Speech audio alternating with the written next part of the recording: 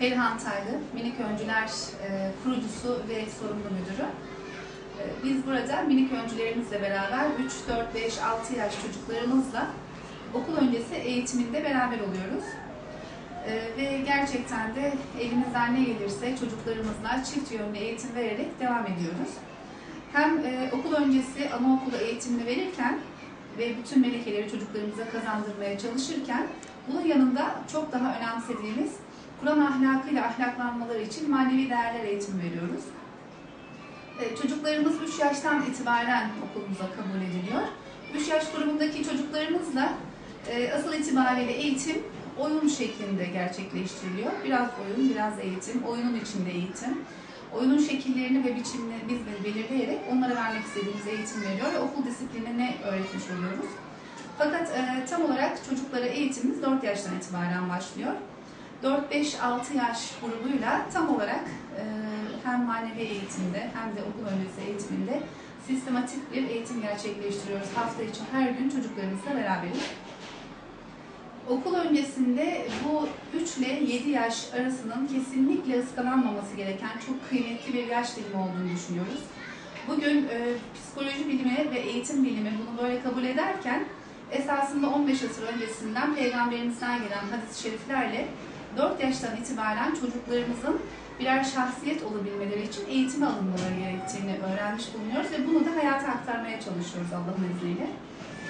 Hadis-i şerifte aynen şöyle söylüyor Peygamber Efendimiz, 4 yaş, 4 aydan itibaren çocuklarınızı eğitime dahil ediniz diyor ve yine Hazreti Ali Efendimiz de çocuklarımızı kendi çağlarındaki teçhizatla donandırıp onları eğitiniz buyuruyorlar.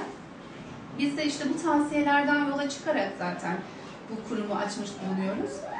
Bütün amacımız çocuklarımızın da birer yetişkin insan gibi algılayabilecekleri, öğrenebilecekleri şeyleri bu okul öncesi altın çağında onlara kazandırılabilmesidir inşallah. Çocuklarımız da hem okul bilgilerini ve ilmini onlara kazandırıp gelişmelerini de yakinen takip ederken aynı anlamda ahlaklarının da onarılıp, inşa edilerek ruhlarının beslenmesini sağlamaya çalışıyoruz. Bu yaşlardaki çocuklar inanın ne verirseniz alıyorlar, hamdolsun. Bir kere zaten henüz bellekleri çok temiz olduğu için oraya ne koymak isterseniz o tohumları yerleştirebilmiş oluyorsunuz ve eğer üstüne de birkaç yıl çocuklarla bu tarz bir eğitim yaparsanız o tohumu çatlatmış bulunuyorsunuz ve yavaş yavaş o tohumun içinden güzel fidanlar yetişmeye başlıyor.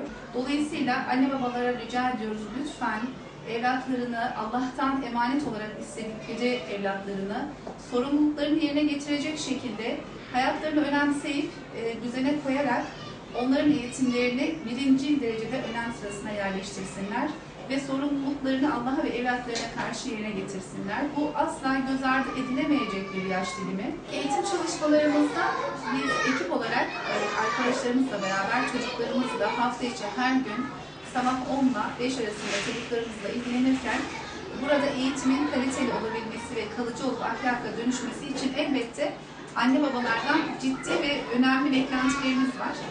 Burada en önemli şey bir kere çocuklarını gerçekten önemseyip birer çocuk gibi değil de insan olarak görerek onların eğitimlerini desteklemeleri.